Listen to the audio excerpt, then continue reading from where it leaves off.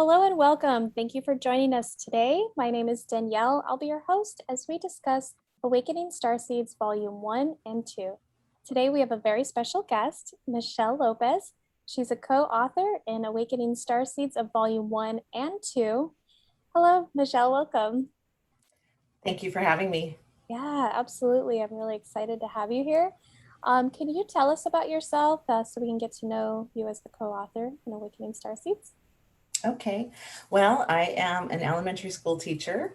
I am a holistic healer. I focus in my holistic healing practice. I focus on astrology, energy work with crystals, divination, with oracle cards. Different modalities. A lot Reiki, of fun. Reiki healing. And then I also, I'm a school teacher. So I also do, I teach second grade. So I do mindfulness work in the classroom with students. I'm a yoga instructor. So I bring that into my work in the classroom as well. Oh, that's amazing. I bet the kids love it. Yeah. So can you tell us about what the word starseed means to you? Starseed. Yeah. Starseed is a multi-layered concept. Basically, what it means to me is there's souls on this planet, and we came here with this plan ahead of time to perhaps awaken sooner than probably the rest of the population. We come with very specific missions in mind. Everybody does. So technically, everybody on the planet is a starseed because we all have a purpose and a mission here. But when starseed and the way we define it or use it is just souls who are more closely tied to the cosmos, or like the outer planets, outer atmosphere, as opposed to maybe some souls who feel more closely tied to Earth. Right. Okay, so it has to do with experience on a soul level. So we're just souls that came, and we've probably done this work before in other lifetimes, but we came to help with the awakening of the planet. Basically. I love that. That's so beautifully said. So and within your chapter, can you tell us a little bit, like give us a tiny sneak peek of the upcoming Awakening Starseeds in Volume 2? Okay. In Volume 2, I decided to write about the healing part of my journey and the part of my journey that I consider like the more beautiful part of my journey. In the first volume, I talked about the awakening that I had, and right out the gates, I was met with some polarized forces, I suppose, right out the gates. Yeah. And that, that's been a challenge of healing and moving forward on this path. But all it's done is help to strengthen me and to propel me forward. But after I went through several awakening experiences, I started connecting with Mother Earth. And really, because what I see that as being truth. And so I talk about my healing journey and connecting with the goddess and connecting with the mother. And my chapter is called Embraced by the Mother, and Sovereignty Rising. And so in that chapter, I talk about how I went through a process of healing. And part of that process of healing was taking pilgrimages to different locations on the planet. So like one pilgrimage was to Mount Shasta, I went to Sedona, the ones that I could realistically do within my, with the resources I had available to me. Arkansas, and there's been other places, but I didn't get into, in the small chapter, I could only get into a few. But through that process of pilgrimage, I was able to heal myself and take a journey of the soul of really kind of like self-exploration, connecting with the earth and using the earth to heal me. Wow. That was all in conjunction with, the classes that I took for Reiki and crystal healing and all that. But the real true healing was connecting with that feminine essence and understanding that the earth is one thing that rings true. It's a universal truth, I believe, that we are of the earth and that we the earth is there to help us align and heal. We just need to align with it. Yeah. So Oh, that's beautiful. yeah. I know you might have mentioned this in a prior interview, but can you briefly explain to us about your spiritual awakening? And you did mention you had a few along the way. Yeah. What was Uh-huh. the initial spiritual awakening that got you open to all this? Okay. Well, I believe a spiritual awakening happens in sort of layers, because Okay.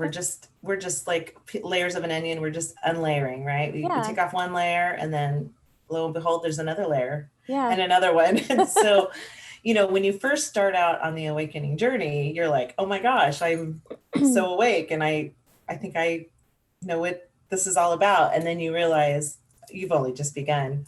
So you Yeah, so you true. need to go a little deeper, right? And Well you take said. off that layer, and then Mhm. another one comes up. And so in 2004, or so roughly around there, and there's a window of time like 2003, 2004, and 2005. In that time, I really went through some pretty intense changes and experiences. And it was more of a Kundalini light body activation Oh, experience. okay. So where I had, and it started out likely as an abduction experience. So I had this experience where it was I was being pulled out of my body. So like an Wow. astral, Uh-huh. like Yeah. an astral experience. And I believe that, and I don't remember anything after that, like what had happened during that time when I got pulled out. But I Mm. suspect that something went on.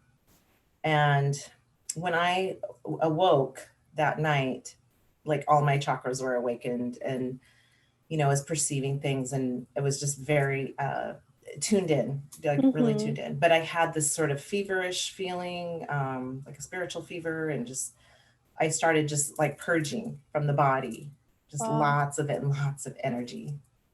And this went on for a period of several years, and I had to integrate the whole experience of what is this? And I could feel the light rays coming in through my crown, and Mm. lots of activity there that went on for many years. And so I had to come to a period of stability where I found some sort of refuge, which at that time it was still religion. But I became aware that that there's this whole other dimension that's real, and I was feeling it on a very physical level. Mhm. So but that wasn't the awakening of consciousness in terms of, it was one layer. There Okay. was another layer of understanding what the truth of this world is about, right? So understanding that everything that we learn isn't what it seems, and that there's so much beyond that. And so I hadn't, even though I was just going through this rapid release of energy, hadn't come into the full understanding of what the world was about, because I hadn't dived into myself and Okay. the self knowledge and the self exploration. So the Yeah. two go hand in hand. What's out there is in here. Yeah. So then in 2000, around 2011 and 2012, like I really started to come back into this awareness, and really kind of like more exploration of the metaphysical part of life, and that kind of thing. And in 2012, I was really kind of riding high on those waves of energy that because we walked through several big corridors at that time as a collective. And my life sort of like exploded at that time. And so the awakening was combined with the life circumstances sort of, falling apart. And I look at these as kind of being like these initiatory experiences. Mhm. So without getting too much, there's some of the stuff that I went through at this time I could talk about, and I will talk about, but Mhm. probably in later books. Yeah. I don't think that the timing is quite right for some of the stuff I would say, but whatever happened in 2012, those experiences led me to a massive awakening and at making life changes. So I went through massive divorce, lots of, Mhm. um, you know, venturing out on my own. And this is where I started to claim my sovereignty as a person. I love And it. yeah, it started with the life stuff, right? So just, Mhm. claiming my life back, my identity, my persona, like who I am, my soul. So I made the life changes to do so. And during that process, I started to discover more about myself and the nature of who I was as a star seed. And all of that happened simultaneously with the journey of connecting with the Earth Mother, with the goddess, and you know, the cosmos. All of it happens Yeah, simultaneously. It's a soul journey. So it it took really that is. journey of the soul, and I went through a massive process of healing, and I still am, because again, I keep unraveling layers and layers, and it almost seems like I took the crash course in awakening, or I signed up for it rather, Oh, in life absolutely. journey, Yeah, because it's been pretty intense. Um, so that's kind of how it's gone, and there's been so many interesting experiences that have occurred throughout this process. But the takeaway here is I found myself. I came back to myself. And so that's what it's about. And I continue to discover. that's beautiful. I'm excited Yeah. for people to read your chapter. What inspired you to partake in RADA Publications and work with them specifically with Awakening Starseeds? Yeah. Well, I have a friend that was writing collaborative books at the time. And I was thinking, oh, that could be something fun that I could do. I had sort of entertained the thought, but it wasn't anything I had seriously considered. And so my friend, being in that world of collaborative books, she came across this email that RADA and Mike had put out to, make the call out to Starseeds to be part of the book. And so she sent it to me, and I was like, oh, wow, that sounds like exactly right up my alley. But that at that time, I wasn't still convinced that I would do it. It wasn't an immediate thing. It really aligned with who I was, but I was like, well, is this really the right thing for me? I had to question it and think about it. And so I did that. I took some time to really consider, like, do I want to come out like this? Like, do I want to bring myself out there? Because, I work in a very, I work in the school system, and I work in a very, what we call, normal sort of There's no 3D normal sort of anymore. world. There is no normal. And so because of some of the events I went through back in 2012, which was like a lot of what I felt a little bit persecuted at that time for my belief system. And I was very challenged by the world at that time. I had ended up in psychiatric care in 2012 after the divorce situation. So I was a little bit nervous about doing that. And so, but I consulted with my oracles, my guides, and I got a very clear go ahead. I mean, it was a clearer message than I had received at any time. It's almost like the clouds parted. I love that. And it was, I had an oracle deck I used, and I had just gotten this deck. It was the Angels and Ancestors deck. And I had just gotten this deck, and I always bless my decks when I get them, and I dedicate them for the highest good, and to bring about healing. And so I did that right before I went to bed. And when I went to bed, I literally started seeing the cards sort of like unfolding and giving me a message, like specific cards from the deck. Yeah. And it was really beautiful. And I was like, okay, I think that kind of is a really like a green light. Yeah. That this is a good thing to do. And but I still wasn't 100% convinced, because my rational mind was saying, well, I don't know, that I had to overcome some of that conditioning. And that is lifetimes of conditioning, which I discovered, this has been a theme of. And so I know that the very thing I need to do is to speak. I need to speak more, and I need to speak truth. Yes. And so I thought, well, this could be the platform to do it. And then I got such a warm welcome from RADA and Mike, and instantly sort of like hit it off with them, that it just felt right. Just, we've known each other before, whether we knew it or not. And, it was pure alignment. Yes, yes, exactly. So it's like finding the soul tribe. Oh, I And love so, that. yeah, What it a was fun. beautiful experience. I bet it's been just one synchronicity after another, you know. Yeah, Can yeah. you tell us a little bit about your chapter in Awakening Starseeds of Volume 1? Um, yes. Okay. That chapter was called Broken Open. And I talk about that time back around 2005 when I went through my massive shift and awakening as far as like a Kundalini light body activation. Mm-hmm. And I talk about the challenge of awakening um, and not and questioning my belief system and Mm, everything that I was experiencing, and like this whole sort of what is going on here. right. What is this about? And I talk a little bit about how I went through my divorce at that time, and but the title of it was called Broken Open because I literally was broken open. I mean, Mm, I was just going along just like nothing. Life is good. I'm, doing the best I can as a human and didn't know any different. And then all of a sudden I have this experience and I wake up one morning and I'm like, the yeah. chakras are going crazy. So I, Mm, it was really challenging because I didn't have any answers at that time. And there wasn't a lot of information out there.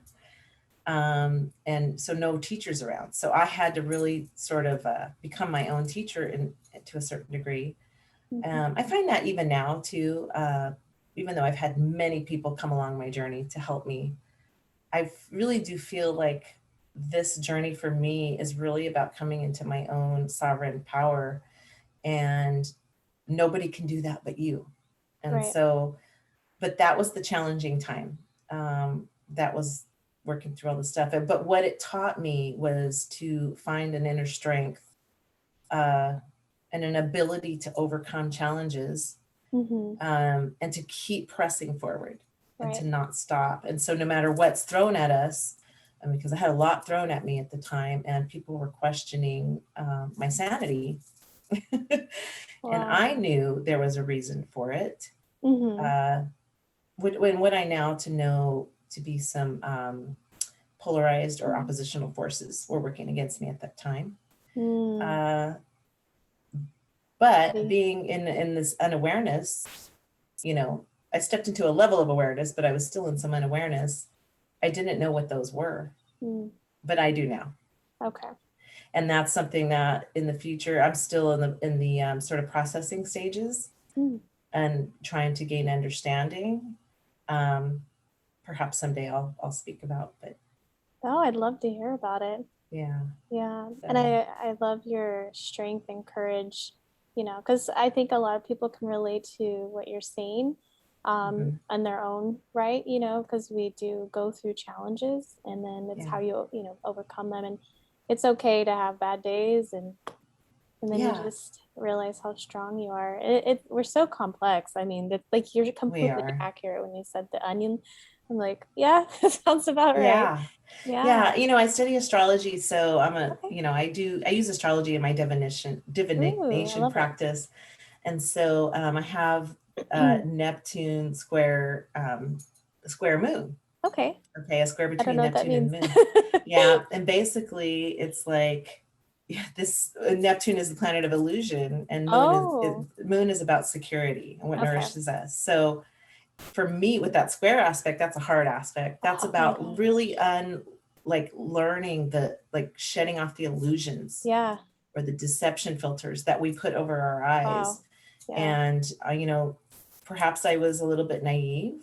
And Mm. sometimes I feel like a Pollyanna, like come along with my little wide-eyed sort of, Yeah. innocence, but really it's like, no, toughen up, girl. It's like the universe is saying, toughen up. Oh. And I have. So now I feel like it's been a tremendous gift for me, Hmm. because I can see deeper to my experience and understand with clarity Yes. that you Yeah. know that we it's so different than what we believe things to be. life is. Right. And it's a hard journey to take. It's not the easiest journey to go through that removing of the veils of illusion.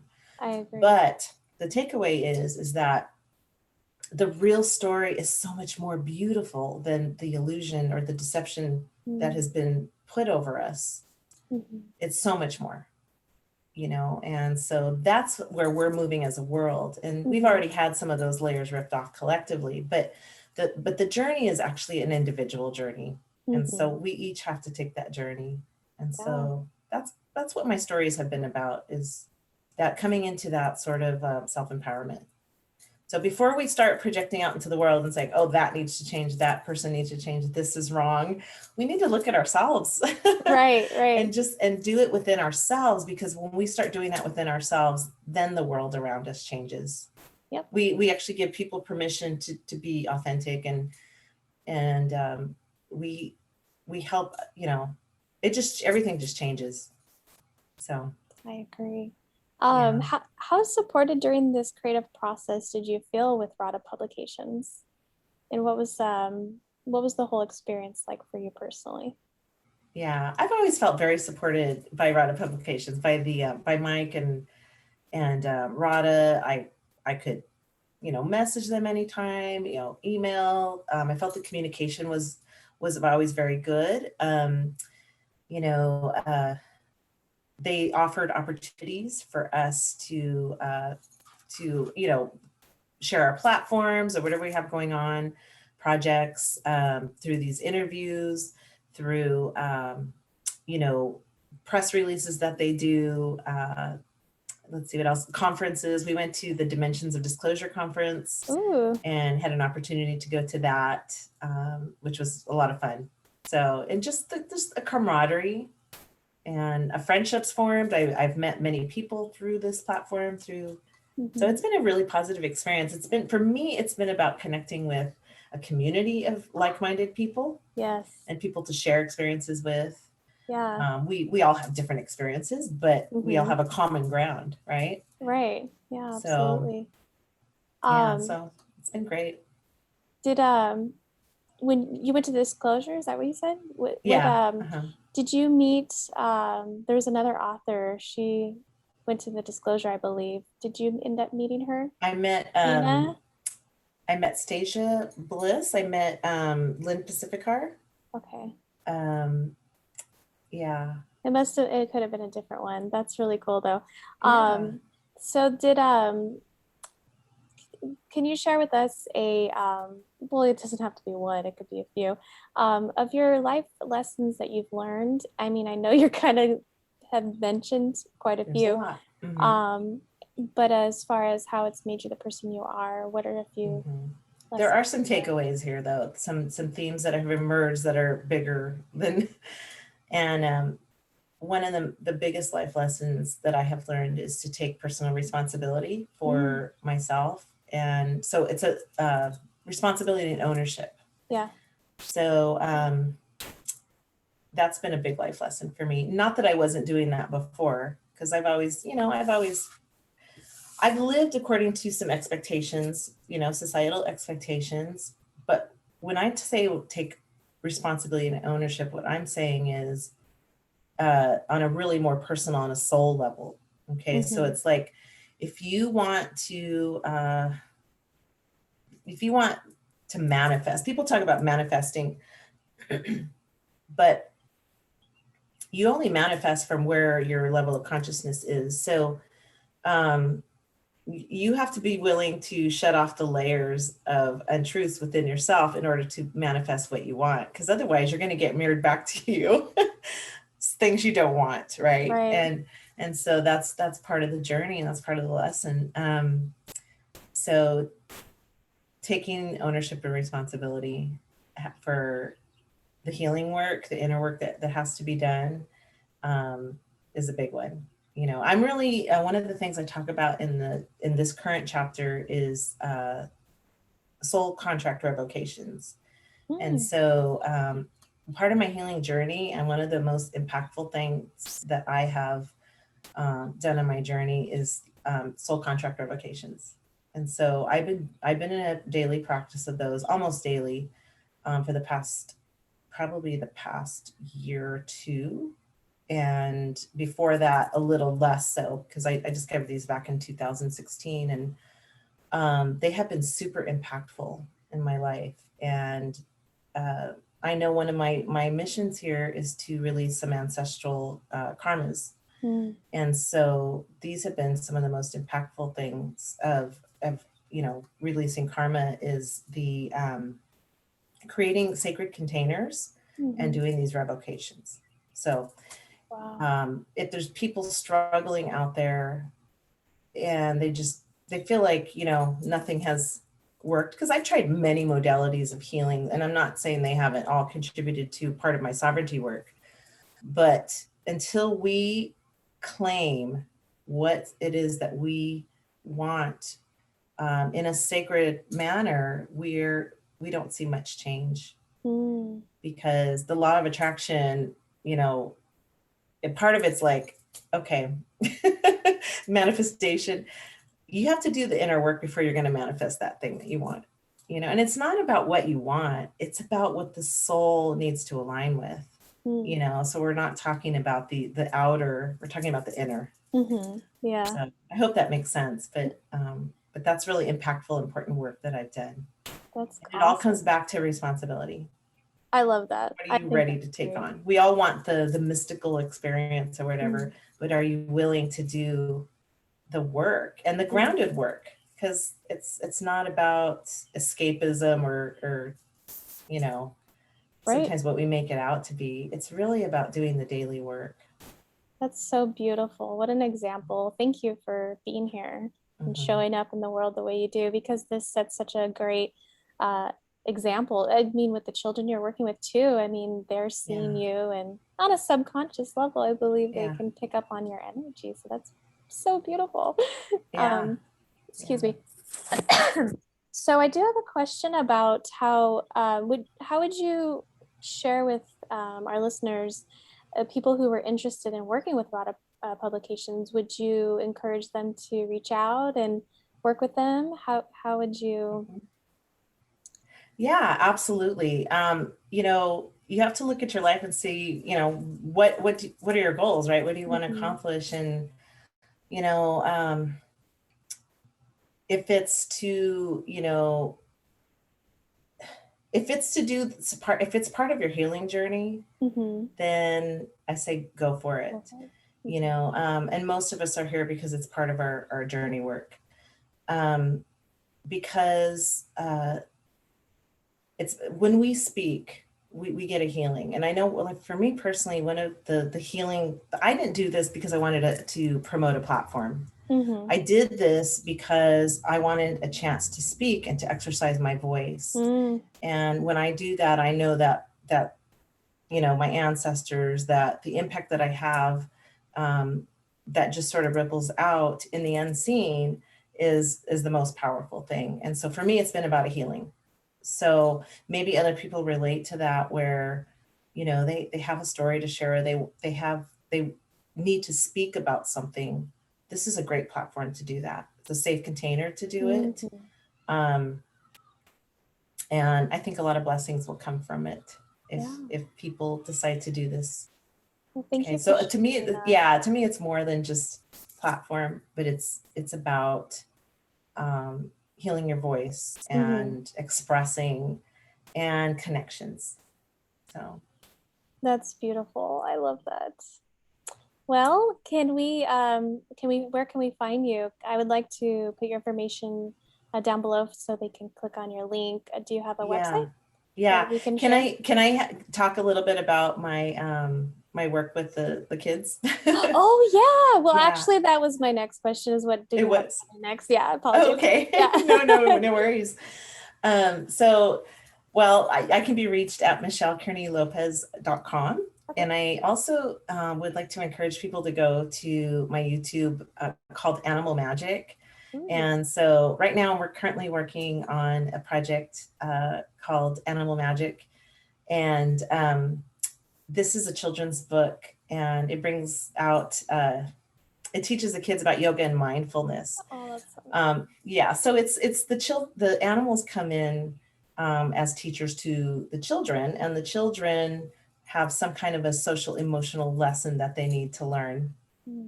But really it's about coming into authenticity. And so when we come into our authenticity as an individual, then we lead to this collective unity. And so that's kind of the main undertone of the story.